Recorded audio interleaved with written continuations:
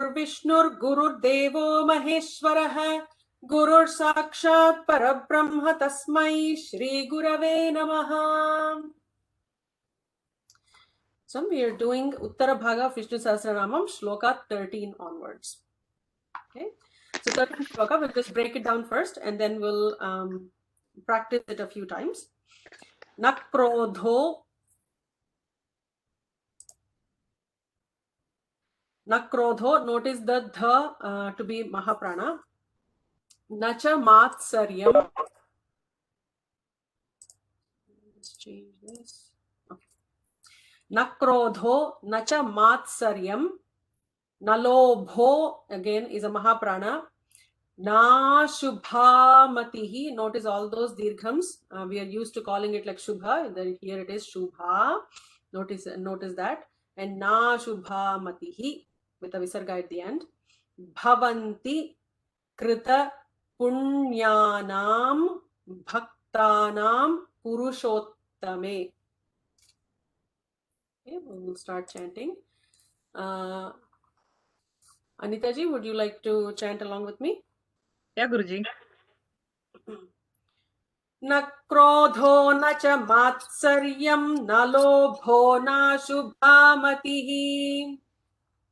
न क्रोधो न च मात्सर्यं न लोभो न शुभामतिः. Matsaryam. Matsaryam. Okay, we'll do it again. न क्रोधो न च मात्सर्यं न लोभो न शुभामतिः. न क्रोधो न च मात्सर्यं न लोभो न शुभामतिः. भवन्ति कृतपुण्यानां भक्तानां पुरुषोत्तमे. भवन्ति कृतपुण्यानां भक्तानां पुरुषोत्तमे. Okay, we'll do the full line. न क्रोधो न च मात्सर्यं न लोभो न शुभामतिः. भवन्ति कृतपुण्यानां भक्तानां पुरुषोत्तमे. न क्रोधो न च मात्सर्यं न लोभो न शुभामतिः.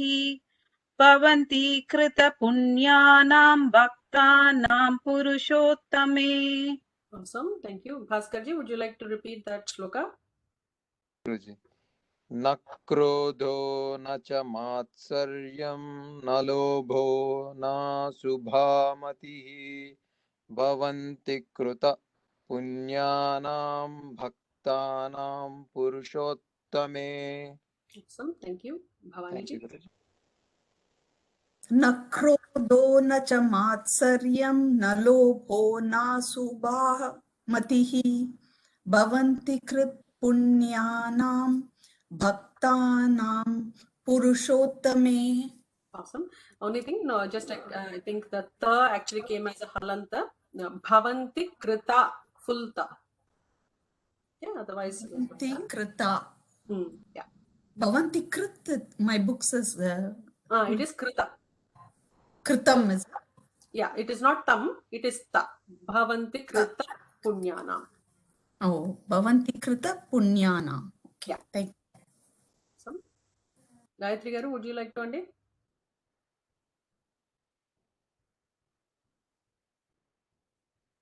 Hello. I'm sorry, Andy. I am trying to find the page. Shloka? Okay. No. Okay. Lataji?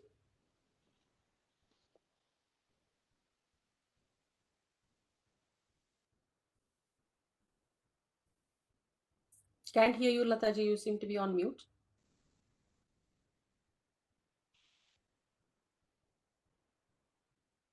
Okay, looks like Lataji is having some technical issues. So while she fixes it, we'll go to the 13th shloka. Can you hear me? Yeah. I connected you to another computer. You have to disconnect from the other device, the previous device, because you seem to appear twice on the participant list. Okay, now can. Sorry. No worries.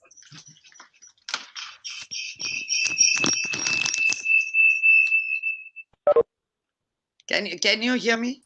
Yeah, much better. Can I say, Guruji?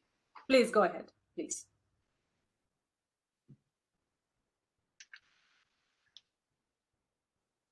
Na krodho na cha matsya saram sharap na lobho na shubha matihi bhavanti krita punyanam bhaktanam purushottame.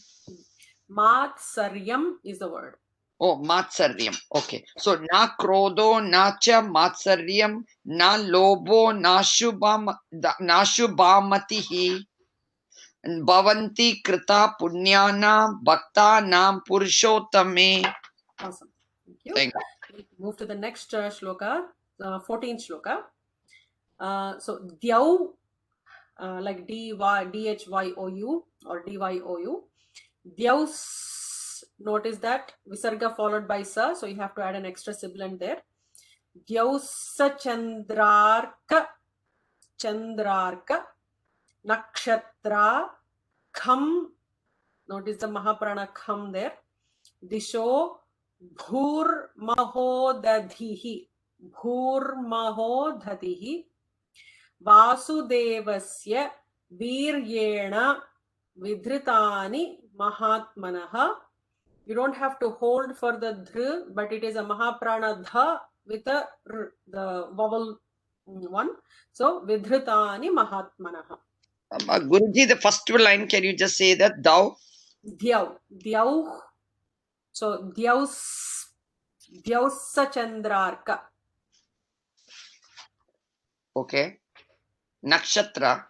Nakshatra kham disho bhur mahodadhihi. Thank you. Shri, I have a question. Sure. Sachandrarka nakshatra, right? Sachandrarka nakshatra. Correct. And nakshatra with a dirgham. Yeah, Sachandra it is, right? Dra, yeah. Ah, correct. Okay, thanks. Okay. Lavanyaji, would you like to chant along with me on this one? Do you have your text ready? One more and then chant. Sorry, what was that? I listen one more time. Okay. So I'll be repeating, like, I'll do from half a sloka, first quartlets. Generally, it's not supposed to be done that way, so don't break it in the middle of the shloka. But we'll do quartlets. Just repeat the quartlets after me. Dhyausa chandrarka nakshatra. Dausya chandrana nakshatra. Chandrarka nakshatra. Chandraka nakshatra. Sorry. Kham disho bhurmahodadhihi. Kam disho bhurmahodadhihi. So the kham has to be the Mahaprana kham. Kham disho bhurmahodadhihi. Kam disho bhurmahodadhihi. Vasudevasya viryena. Vasudevasya viryena. Vidhritani mahatmanaha. Vidratani mahatmanaha. Okay, we'll do the full line now. Dhyausa chandrarka nakshatra kham disho bhurmahodadhihi.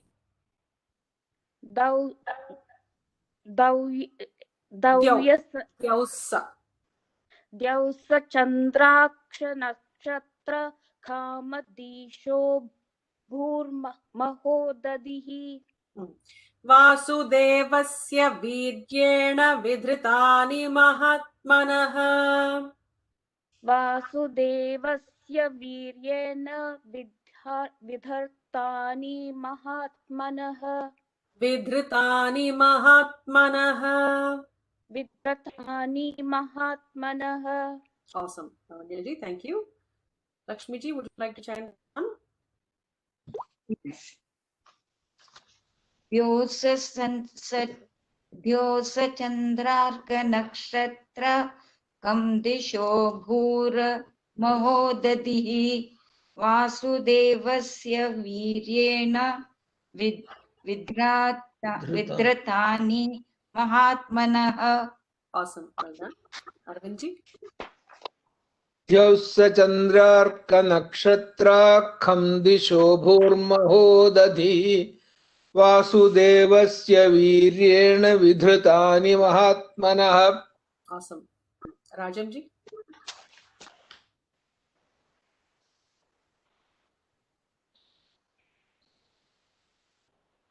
I am yet to get the sloka. I am looking for it. Next one I will join. Sorry. Okay. No worries at all. Shantiji.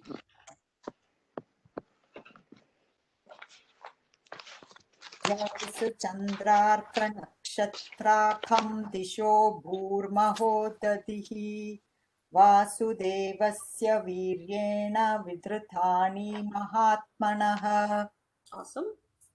We'll move to the next shloka, 15th one. Sa surasura gandharvam, the is a mahaprana there. Sayaksho raga rakshasam jagadvashe vartatedam krishnasya sa characharam. I'll repeat the breakdown one more time. So Lavanya ji, so the way we do it, I break it into smaller like words that make sense. So you can just do slashes after the other, one after the other, and it becomes easy. Like, when you're chanting, you just combine them all together, but at least, they are broken into more meaningful words. Okay. Sa surasura gandharvam sayaksho raga rakshasam jagadvashe vartatedam krishnasya sa characharam. Sorry, Guruji, second line, can you do it once again if you don't mind, Guruji? Yeah, sure. Jagadvashe, Jagadvashe, basically there are two words in it. Jagadvashe vartatedam krishnasya sa characharam.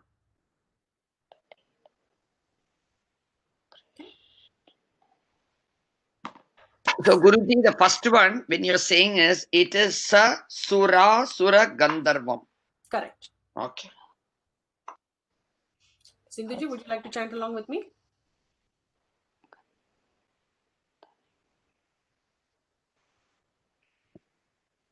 Okay, Sitaraji, if you're able to, I will go. Yes, sure, Guruji. Sasurasura gandharvam sayakshoragarakshasam Sasurasura gandharvam sayakshoraga rakshasam jagadvashe vartatedam krishnasya sacharacharam. Jagadvashe vartatedam krishnasya sacharacharam. Awesome. Thank you. Sri Vidyaji. Yeah. I'll chant. Yeah, please go ahead. Okay. Sasura gandharvam sayakshoraga-rakshasam jagadvashe vartatedam krishnasya sacharacharam. Awesome. Well done. Ushaji, Narayanji. Sasurasura gandharvam sayakshoraga-rakshasam jagadvashe vartatedam krishnasya sacharacharam. Awesome, Ushaji. Very well done. Narayanji.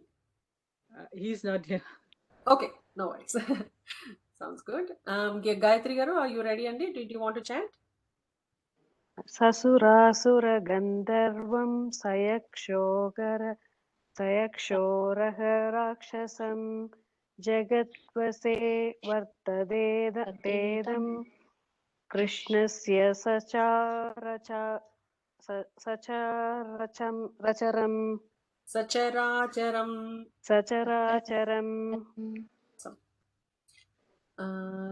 Rajamji, would you like to chant, or do we go to the next shloka?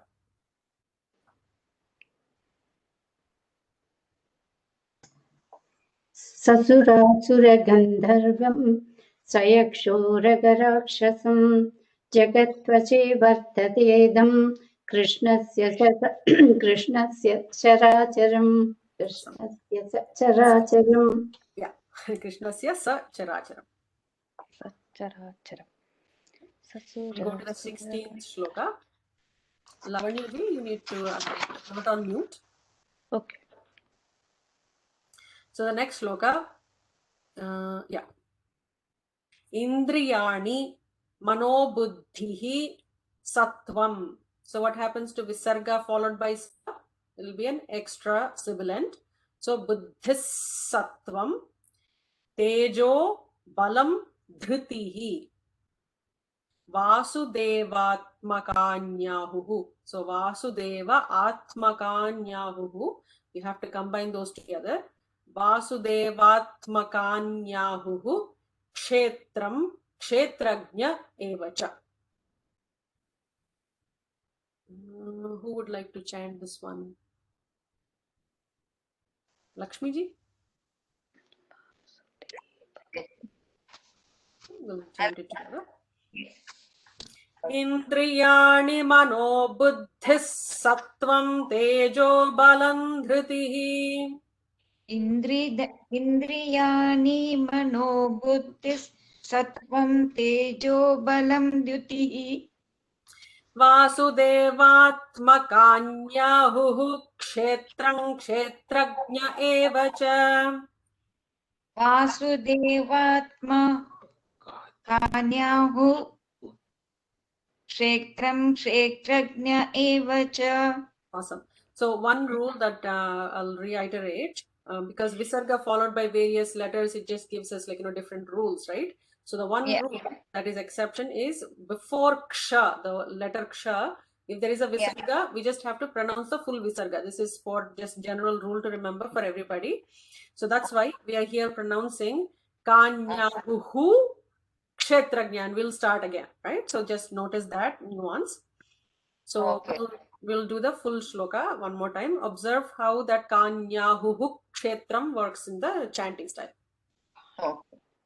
Indriyani mano buddhis sattvam tejo balam dhritihi vasudevatmakanyahuhu kshetram kshetrajna eva cha.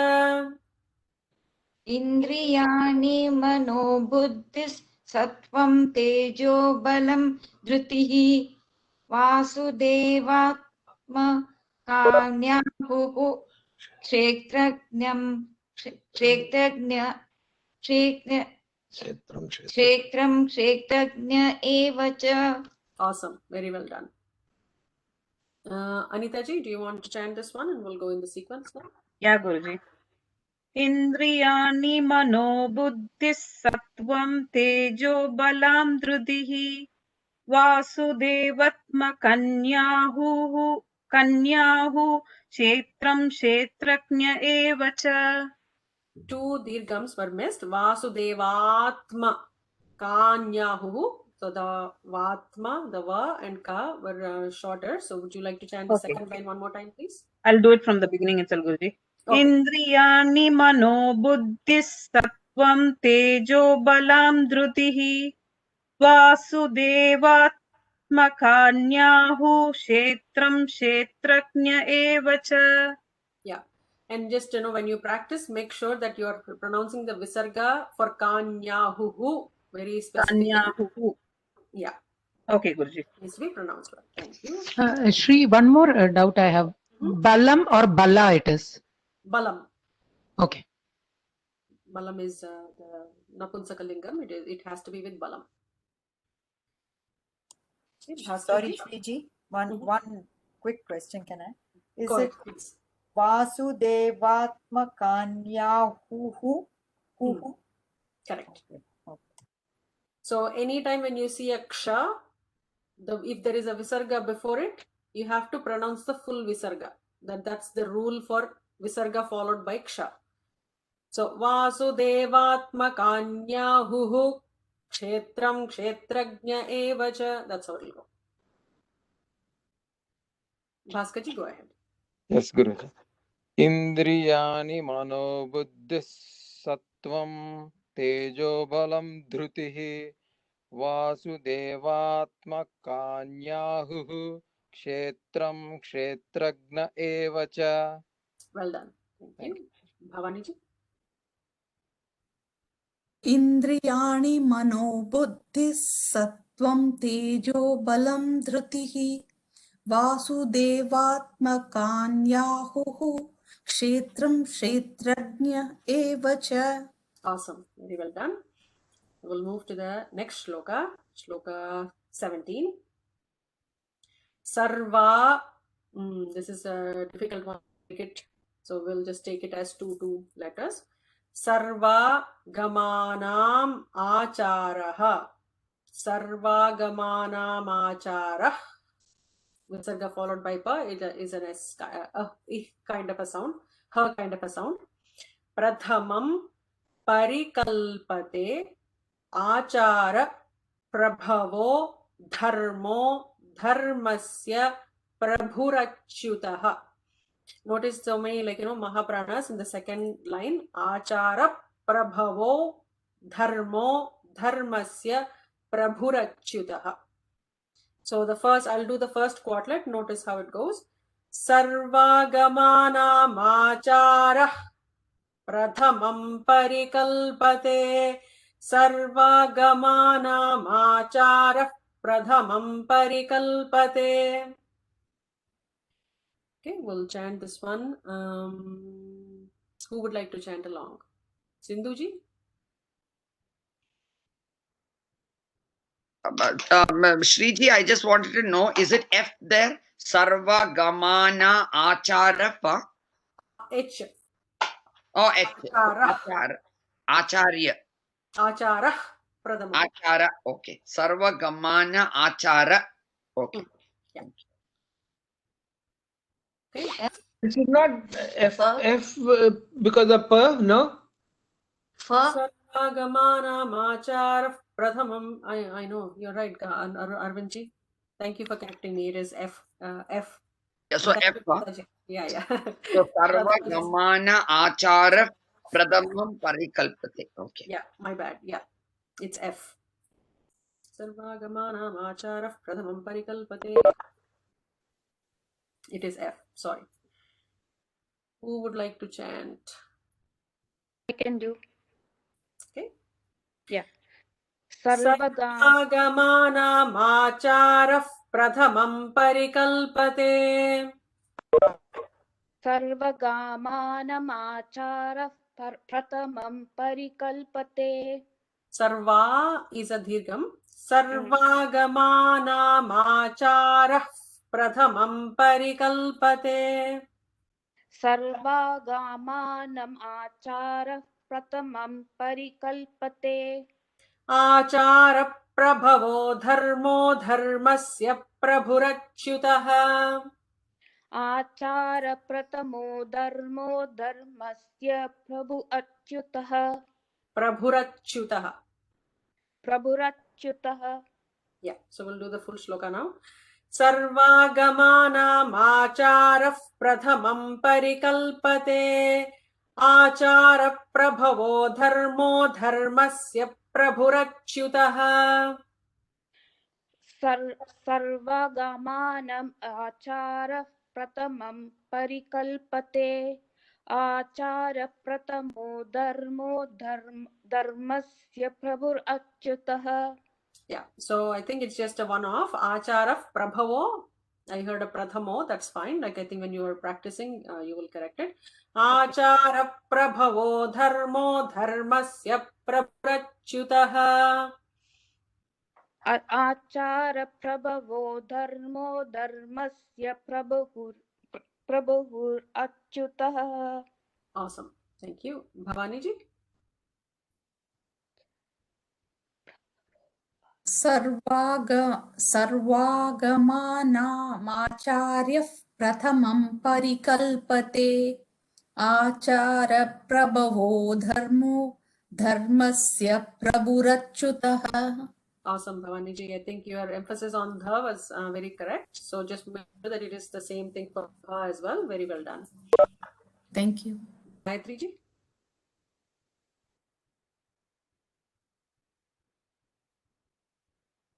Oh my God, I lost my page. No worries. Sorry. Krishna ji, would you like to chant? Yes, Guru. सर्वगमनाचारः प्रथमं परिकल्पते आचारप्रभवो धर्मो धर्मस्य प्रभुरच्युतः. Very well pronounced, very well done. You missed one character in the first quartlet. Sarvagamana machara. Okay, yeah, I got it, Guruji. Thank you. Yeah, I got it. Makes sense. Thank you. Lataji? Sarvagamana achara pradhamam parikalpate achara prabhuvo dharmo dharmasya prabhur achyutah. So even I think I'm maybe the way I broke it down is causing the confusion. So we'll go back to the first quartlet. So though it is gamanam acharaha, it has to be pronounced as gamana macharaha. So Okay. sarva gamana macharaf, because of the sandhi there between the two. So Just it make is sure the sarva marks. gamana macharya. Yeah. Sarva gamana macharya pradhamam parikalpate achara prabhuvo dharmo dharmasya prabhur achyutah. Yeah. Well done. Thank you. Arvindji? सर्वागमानामाचारः प्रथमं परिकल्पते आचारप्रभवो धर्मो धर्मस्य प्रभुरच्युतः. Awesome. Very well done. Thank you. Rajanji?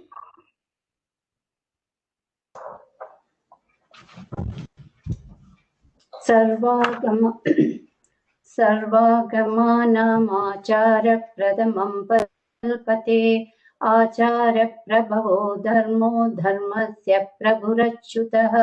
Awesome. Shanti ji? My throat is bad. No worries. सर्वागमानामाचारः प्रथमं परिकल्प्यते आचारप्रभवो धर्मो धर्मस्य प्रभुरच्युतः. So parikalpate, I heard a parikalpyate. It is parikalpate. Just make that. So not okay. Sorry, I have kalpyate. That's what I thought. Your text may have that. So just make sure it is parikalpate. Kalpate. Okay, thank you. Gayatri ji, please go ahead. सर्वागमानाचारप्रथमं परिकल्पते आचारप्रभवो धर्मो धर्मस्य प्रभुरच्युतः. Awesome. Very well done. So we'll conclude here for Vishnu Sahasranamam and we'll move to Lakshmi Ashtotram. And I will send the recordings, I think, all the way till 20 this evening. Welcome everybody for the Lakshmi Ashtotram. Join for that. Namaskaram. Namaskaram. Karam Sriji. Namaskaram. So, did we need to start from Dhyana Shlokas? Yes, Gigi. We start from Correct. Okay. Sounds good. Srimatre Namaha. 1 minute, Guru. No worries.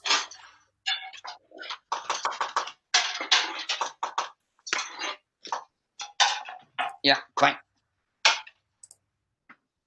So there's some background noise. If everybody can mute themselves, please, that would help.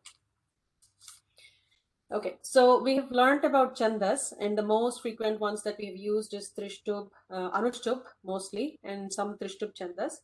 So the Dhyana Shlokas are in a completely different Chandas. So this one, the way we will chant is going to be slightly different, not too different. You will get the hang of it quite nicely. So we'll first break down the first Dhyana Shloka. Sounds good, Sri Vidya ji? Vande Padmakaram Prasanna Vadanam Saubhagyadam Bhagyadam. So that's the first line. So this one, it has like a nine, there are different kind of syllables in each line, and it is for 4 lines. The first dhyana shloka is 4 lines long. So Vande Padmakaram Prasannavadanam Saubhagyadam Bhagyadam. That's the first line. Second line, Hastabhya Mabhayapradam. So if you think about the actual meanings and you want to break it down into words, then it would be Hastabhyam Abhayapradam. But you have to combine them together and call this Mabhayapradam. Hastabhyam Abhayapradam Maniganair Nanavidhair Bhushitam. Maniganair Nanavidhair Bhushitam. So we'll chant till there and then we'll look at the other 2 lines in the shloka. Anita ji, Ravi Pati, would you like to chant along with me? Guruji, just 1 minute, that I couldn't get that other one when you said Hasta, Abhayam, and then Abhay Pradam. Hastabhyam Abhayapradam. Oh, Hastabhyam, then Abhay Pradam. Yeah. And then next one is Mani Gane. Mani Ganair Nanavidhair Bhushitam. Nanavidhair, okay, Bhushita. Okay.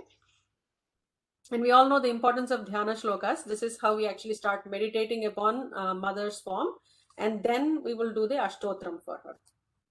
So we'll chant. Anita ji. Shri, I have a small doubt. Like Hasta Bhyam Abhaya Pradam, correct? Correct. Okay. Vande Padmakaram Prasannavadanam Padmakaram Prasannavadanam Saubhagyadam Bhagyadam Saubhagyadam Bhagyadam Hastabhyam Abhayapradam Hastabhyam Abhayapradam Maniganair Nanavidhair Bhushitam. Maniganair Nanavidhair Bhushitam. Vidhair Bhushitam. Vidhair. Vidhair Bhushitam. Anita Ravindranji will chant these 2 same shlokas. Are you comfortable chanting on your own? I'll try, Guruji. The second line I'm a little... Yeah. So we'll probably do it like together. So because it's also a different chandas, we'll do it together and then probably like it'll become more comfortable.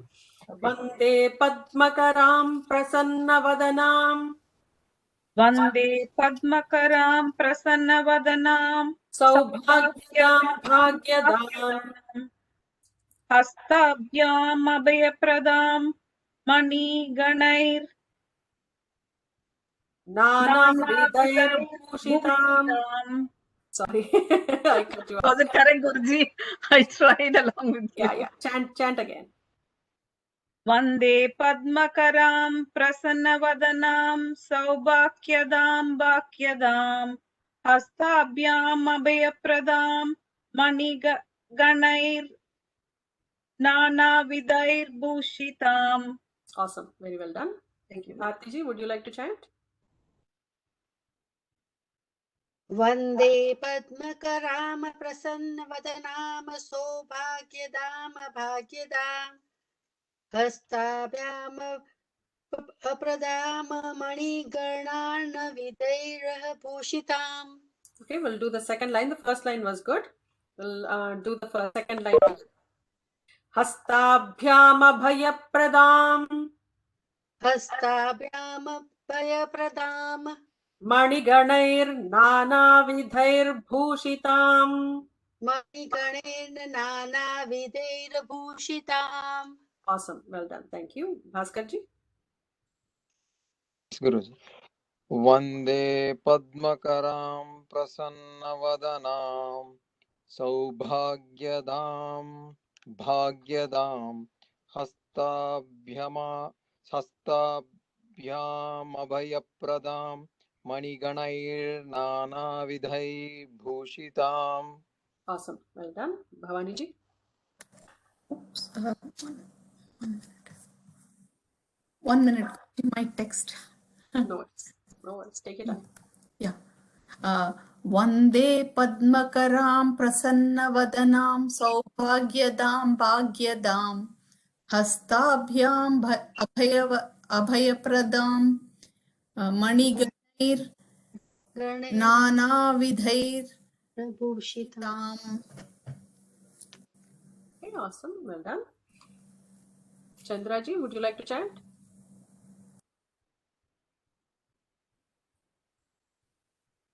Chandra Venugopal. I will say this is question. वन्दे पद्मकरां प्रसन्नवदनां सौभाग्यदां भाग्यदां हस्ताभ्यामभयप्रदां मणिगणैर्नानाविधैर्भूषिताम्. Awesome. Very well done, Sushma ji. Deepa ji. वन्दे पद्मकरां प्रसन्नवदनां सौभाग्यदां भाग्यदां हस्ताभ्यामभयप्रदां मणिगणैर्नानाविधैर्भूषिताम्. Awesome. Vidhair, there is a ra there. Okay. Just make sure when you chant next time. Awesome. Gayatri. Okay, thanks. वन्दे पद्मकरां प्रसन्नवदनां सौभाग्यदां भाग्यदां हस्ताभ्याम् अभयप्रदां मणिगणैर्नानाविधैर्भूषिताम्. Awesome. Very well done. Gomati ji. वन्दे पद्मकरां प्रसन्नवदनां सौभाग्यदां भाग्यदां हस्ताभ्याम् अभयप्रदां मणिगणैर्नानाविधैर्भूषिताम्. Maniganaiर्नानाविधैर्भूषिताम्. मणिगणैर्नानाविधैर्भूषिताम्. Awesome. Very well done. So we'll go to the next two lines. Bhaktabhishta. Notice the bhas. Like, I always emphasize on Mahapranas when you're chanting shlokas. Mahapranas, dirghams, the holdings, like the visargas, and all of these are extremely important. Bhaktabhishta. Notice if you are reading from the Sanskrit text, there is an S kind of a syllable. So it is important to extend that Bhaktabhishta. Bhakta Abhishta. Basically, there are two words there. So, mother who actually bestows all the blessings on bhaktas. Bhaktabhishta phalapradam. There is no fa, as we all know. It is pha. Phalapradam harihara brahmadibhis sevitam. Notice after the bha, brahmadibhi is a mahaprana, and followed by visarga, therefore sevitam, that sa will be pronounced twice. So bhaktabhishta phalapradam harihara brahmadibhis sevitam. Next line, parshve. Parshve is not a very frequently used word, so it is parshve. Pankaja shankha, kha is a mahaprana there. Padma nidhibhir yuktam sada shaktibhihi. That last bha is a mahaprana. Nidhibhi, those two syllables there after ni are also mahapranas. Jayashri ji, would you like to chant this one with me? Guruji, between sada and shakti bihi, is there a S kind of sound again or no? No, sada shakti bihi. Sada is a regular one without a visarga. Okay. Sriji, when we chant the second line, Pankaja Shankha Padma Nidhi, do you still split that word? Nidhir Biryuktam or? No, it'll have Padmanidhi. Padmanidhi is like, one of the Avrana Devatas. So we combine it. It's a one name. So we'll combine it together. Guruji, I wanted to know that when you say Harihara Brahma Di, so there's S is there? Correct. After Bhi, Brahma Bis Sevitam. Correct. Okay. Nidhibhir yuktam. Okay. So Jayashri ji will chant this one. Okay. Bhaktabhishta phalapradam भक्ताभीष्टफलप्रदाम् Harihara ब्रह्मादिभिः सेविताम् हरिहरब्रह्मादिभिः सेविताम् ब्रह्मादिभिः सेविताम् ब्रह्मादिभिः सेविताम् पार्श्वे पङ्कजशङ्क पार्श्वे पङ्कजशङ्क पद्मनिधिभिर्युक्तां सदा शक्तिभिः पद्मनिधिभिर्युक्तां सदा शक्तिभिः. Awesome. Thank you, Jayashree ji. Thank you. There's another Jayashree ji. Would you like to chant this shloka? Yes, please. Please go ahead. भक्ताभीष्टफलप्रदां Harihara ब्रह्मादिभिः सेवितां पार्श्वे पङ्कजशङ्ख पद्मनिधिभिर्युक्तां सदा शक्तिभिः. पद्मनिधिभिर्युक्तां सदा शक्तिभिः. पद्मनिधिभिर्युक्तां शक्तिभिः. Awesome. Thank you, Krishna ji.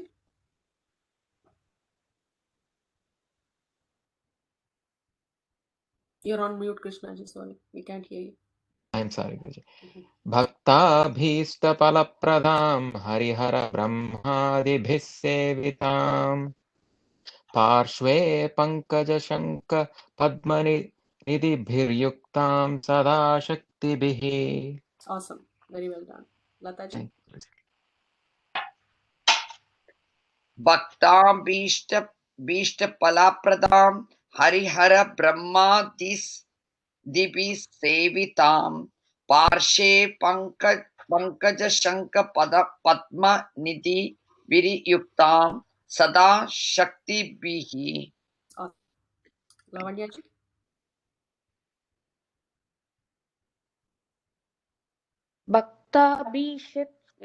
भक्ताभीष्टफलप्रदां Harihara ब्रह्मादि. Wait, I'll start again. Yeah. भक्ताभीष्टफलप्रदां Harihara ब्रह्मादिभिः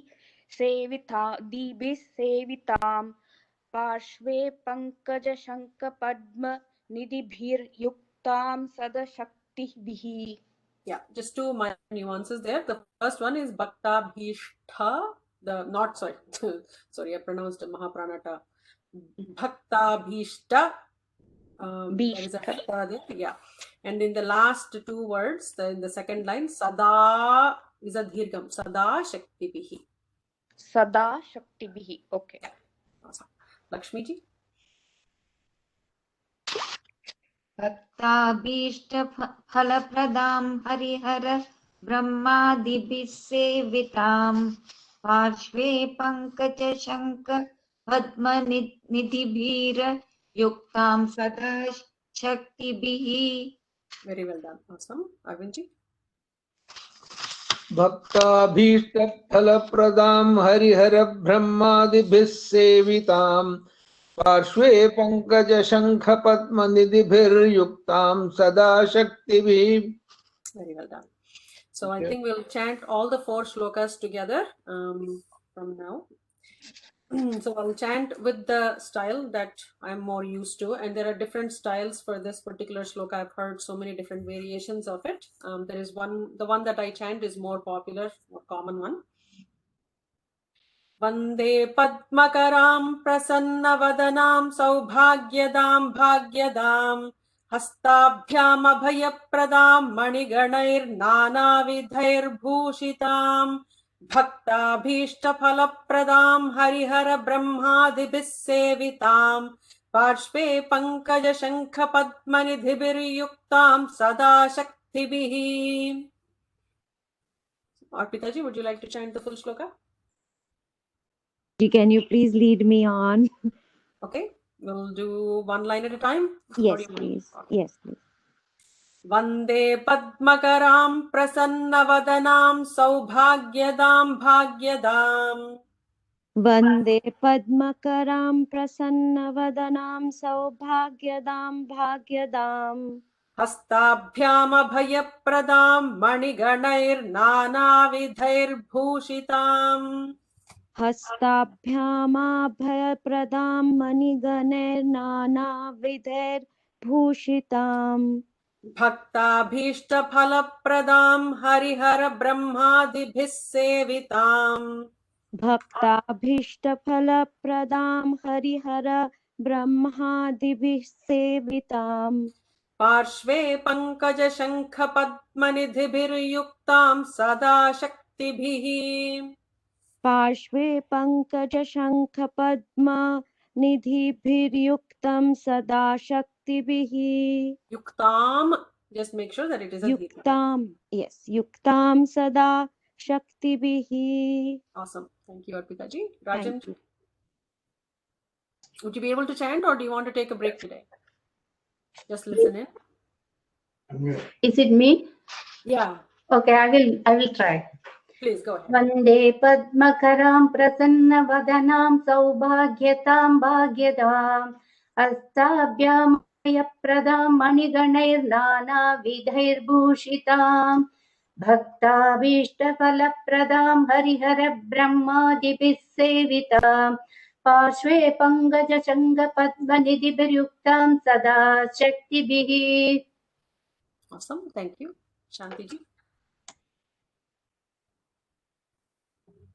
वन्दे पद्मकरां प्रसन्नवदनां सौभाग्यदां भाग्यदां हस्ताभ्यामभयप्रदां मणिगणैर्नानाविधैर्भूषितां भक्ताभीष्टफलप्रदां हरिहरब्रह्मादिभिः सेवितां पार्श्वे पङ्कजशङ्खपद्मनिधिभिर्युक्तां सदा शक्तिभिः.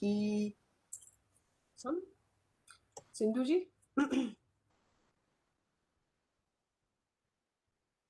वन्दे पद्माकरां प्रसन्नवदनां सौभाग्यदां भाग्यदां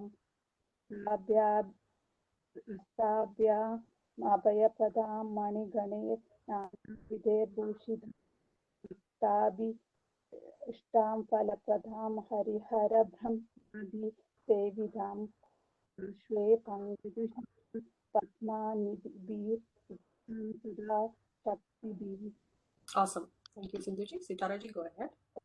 वन्दे पद्मकरां प्रसन्नवदनां सौभाग्यदां भाग्यदां हस्ताभ्यमभयप्रदां मणिगणैर्नानाविधैर्भूषितां भक्ताभीष्टफलप्रदां हरिहरब्रह्मादिभिः सेवितां पार्श्वे पङ्कजशङ्खपद्मनिधिभिर्युक्तां सदा शक्तिभिः.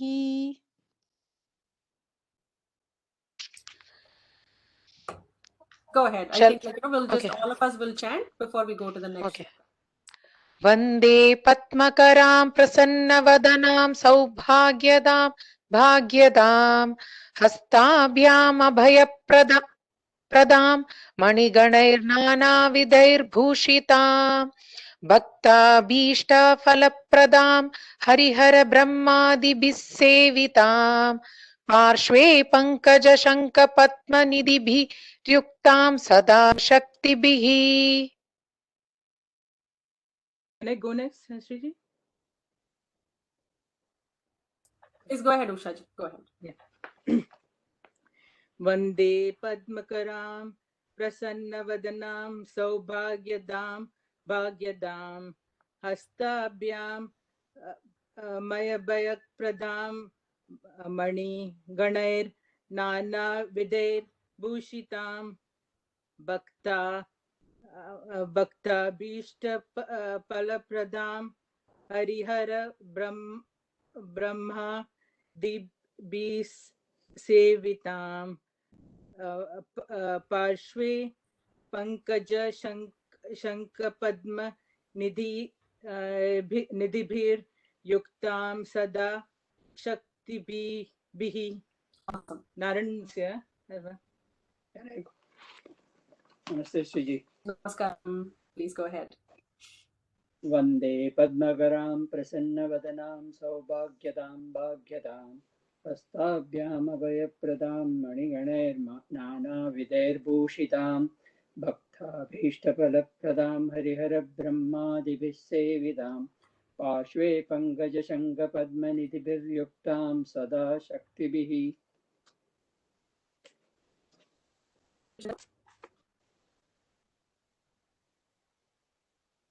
वन्दे पद्मकरां प्रसन्नवदनां सौभाग्यदां भाग्यदां हस्ताभ्यामयप्रदां मणिगणैर्नानाविधैर्भूषितां भक्ताभीष्टफलप्रदां हरिहरब्रह्मादिभिः सेवितां पार्श्वे पङ्कजशङ्खपद्मनिधिभिर्युक्तां सदा शक्तिभिः.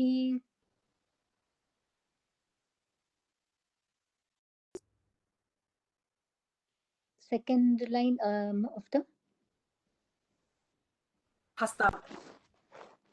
Hastabhyam. Okay.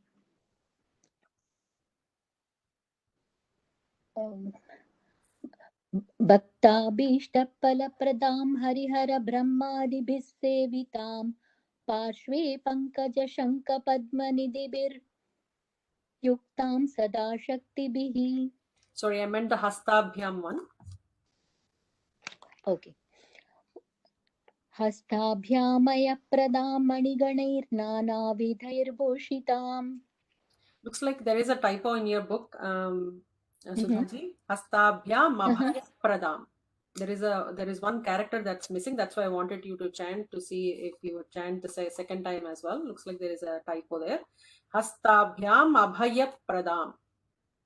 हस्ताभ्याम् अभयप्रदां. Yeah. हस्ताभ्याम् अभयप्रदां मणिगणैर्नानाविधैर्भूषितां. Yeah, that's a very important character to add. So that's why I wanted to catch it if it was a typo to tell you to correct it. Thank you, Shriji. Thank you. So we'll chant the second shloka. Guruji, before you go to the second one, I wanted to know, you said Hastabhyam Abhaya Pradam. So you have to combine those two together. Yes, those are two words, but it is Hastabhyam Abhaya Pradam is how you will pronounce it. Yeah, but you won't take pause in between, right? Otherwise, it will sound very awkward. Hastabhyam Abhaya Pradam, it just should come in one flow. Okay, so Hastabhyam Abhaya Pradam. Okay, Mabhaya. Okay, Mabhaya. Yeah. Okay, thank you. So the next. See, I think I went before somebody else. No. I thought it was my turn. I thought, oh, I didn't see the next page. There are still people. No worries at all. I'm sorry about that. I'm so this that I'm going to miss my turn. I like your enthusiasm. No worries. I'm going to change my name, I think, now to Asha or something. Yeah, right. Like Usha. Or maybe we should just start from Usha ji. We'll change the sequence. Now we'll start with you, Ushaji. We'll do the next shloka with you.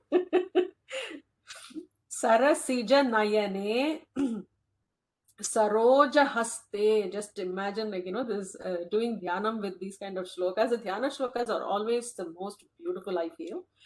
Sarasija Nayane Saroja Haste Dhavalata Ram Shuka, so don't break it that way. That is not the actual breakdown of the words. Dhavalata Ram Shuka Gandha Malya Shobhe Bhagavati Harivallabhe Manognye Tribhuvana Bhutikari Prasida Mahyam. Oh, what a fantastic shloka.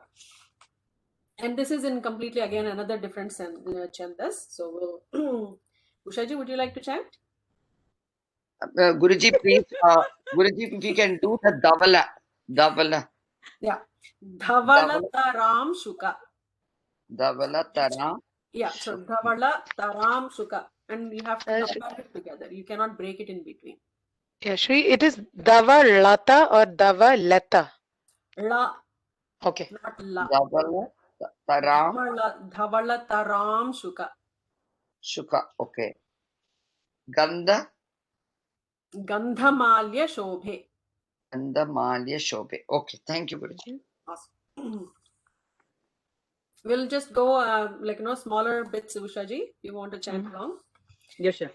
Sarasija Nayane Saroja Haste. Sarasija Sarasi Janaye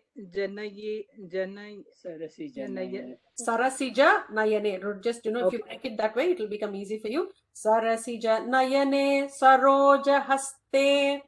Sarasi Jananaye Saroja Haste. Dhavalataram Shuka. Dhavalataram Shuka. Gandhamalya Shobhe. Gandhamalya Shobhe. Bhagavati Harivallabhe. Bhagavati Harivallabhe. Manogne. Tribhuvana Bhutikari. Prasida Mahyam. Awesome. Well done. So, Narayanji, would you like to chant? Yeah, sure. I'll do that. Please go ahead. Sarasi Janayane Sarojahaste Dhavalataram Shukagandhamalya Shobhe Bhagavati Harivallabhe Manogye Tribhuvana Bhutikari Prasida Mahyam. So I have always heard like two different variations in this, and per grammar, one version is correct better than the other. So Tribhuvana Bhutikari Prasida Mahyam is what I've heard many times. I believe it should be Tribhuvana Bhutikari Prasida Mahyam. So I will make sure that I think about this a little bit more, because Sarasi Janayane, we are actually doing like all our dirghams. Somehow when we chant Tribhuvana Bhutikari, we just use it as the Sambodhana Pradhama. So I'll have to check on the shloka and then I'll get back to you. For now, we will take it as the dirgham for Tribhuvana Bhutikari Prasida Mahyam. Sudhaji, would you like to chant? Sarasi Janayane Saroja Haste Dhavalataram Shuga Gandhamalya Shobhe Bhagavati Harivallabhe Manogye Tribhuvana Bhutikari Prasida Mahyam. Bhutikari Prasida Mahyam. Bhutikari Prasida Mahyam. Awesome. Srividyaji? सरसि जनयने सरोजहस्ते धवलतरां शुकगन्धमाल्यशोभे भगवती हरिवल्लभे मनोज्ञे त्रिभुवनभूतिकरी प्रसीद मह्यम्. Awesome. Thank you. Sitaraji, go ahead. सरसि जनयने सरोजहस्ते धवलतरां शुकगन्धमाल्यशोभे भगवति हरिवल्लभे मनोज्ञे त्रिभुवनभूतिकरी प्रसीद मह्यम्. Gandhamalya, I felt like you might have dropped the emphasis on the dha and dha the Dhavalataram Shuka. Just both are Mahapranas. Note that if you don't have it in your book that way. Dhavalataram Shukagandhamalya-shobhe. Okay, Awesome. thank you, Guruji. Thank you. Sindhuji, please go ahead.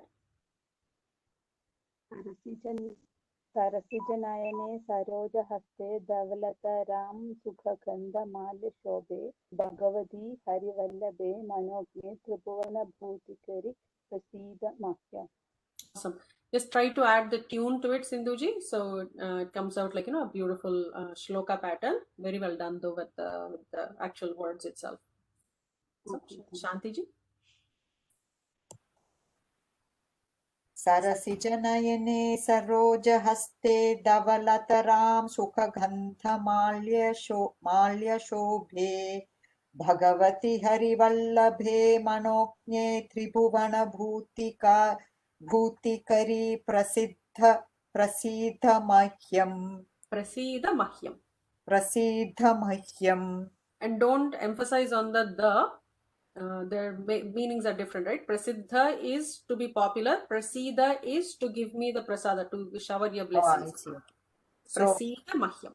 Tribhuvana Bhutikari Prasida Mahyam. Bhutikari Prasida Mahyam. Tribhuvana Bhutikari Prasida Mahyam. Yeah, awesome. Thank you. Done. Rajamji? सरसि जनयने सरोजहस्ते धवलतरां शुकगन्धमाल्यशोभे भगवति हरिवल्लभे मनोज्ञे त्रिभुवनभूतिकरी प्रसीद मह्यम्. Awesome. So with that, we'll conclude there and take up We'll probably just do 1 or 2 more rounds of the Dhyana shlokas. Those are very, very important in my view. We'll just spend a little more time on those. And then the Ashtotram should be quite straightforward. Okay, we'll conclude with that. Guruji. Guruji, can you tell us the summary of this verse? Okay, I'll probably send it in the forum, definitely. Because to me, these are like, I'm very passionate about Dhyana shlokas, right? Like that actually shows the Saguna form of Bhagavan. And in many cases, actually for Skanda and some other deities, and even like, Vishnu Sahasranamam, there is the Saguna form and then there is the Nirguna form that is given within the shlokas as well. So you get both of the bookends. And Guruji, I want to say that last word, when you say Prasida, Mahayam. Mahyam. Mahyam. Yeah, Mahyam. Okay. Can you please send the recordings of these two words? Yeah, definitely. Thank you. Thank you, Guruji. Thank you. Shriji, so did you said the Dhyana slokas are meant for is it meant for worshipping the Saguna form? Is that what it is? So are you thinking about her in a form and then continuing with Ashtotram? Is that what are we setting the context there or whatever, or stage or whatever? Yeah. So what happens is, like, in Dhyana shlokas are meant to keep our mind focused before we actually start doing the Ashtotram or any puja on what is that form of the Bhagavan, like, the Lord, when we say Lord Almighty and all those other languages, the Parabrahman is our word, right? The creator. What is that form that we are currently imagining? So Dhyana actually helps us to bind us to that form and make that personal connection. And most of the Dhyana shlokas are Saguna form, but they also explain the physical form of Bhagavan in the form that we are actually praying to. For example, Vishnu Dhyana Slokam talks about, Shantakaram Bhujaga Sayanam. So he very pleasant and he is sleeping on the Bhujanga. So it gives the description of what we should be imagining before we start actually doing the puja or the Ashtotram or any stotra. And their Nirguna form also comes into many of those. So like Kshiro Dhanvat Pradeshe again is a Saguna form. It gives you both the Nirguna form and Saguna form in most cases, is what I'm saying. But no matter what it is, it helps you to bind you to that form of Bhagavan that you are about to start praying. Okay, thank you, sir. Yeah, Guruji, so that's what, when you said that Vishnu Sahasranamam, then it starts from the Shiro Dhanvat Pradesha, then it goes down into. So that is Dhyanam. So everybody has got this Dhyanam. Yes, every deity, everything should have a Dhyana Shlokam. For example, when we chant Lalita Sahasranamam, we learn Tarunam Karuna Tarangitakshim or Sindhuram or Vigraham. Sindhuram, okay. Thank you, Guruji. Thank you. We'll do the Shanti Mantra. Om Purnamadah Purnamidam Purnat Purnamudachyate Purnasya Purnamadaya Purnamevavasishyate. Om Shanti Shanti Shanti. Harihi Om Sri Gurubhyo Namaha. Harihi Om. Sarvam Sri Parameshwararpanamastu. Thank you so much for your time. I'll send the recordings tonight. Thank you so much, Sriji. Thank you so much. Good night.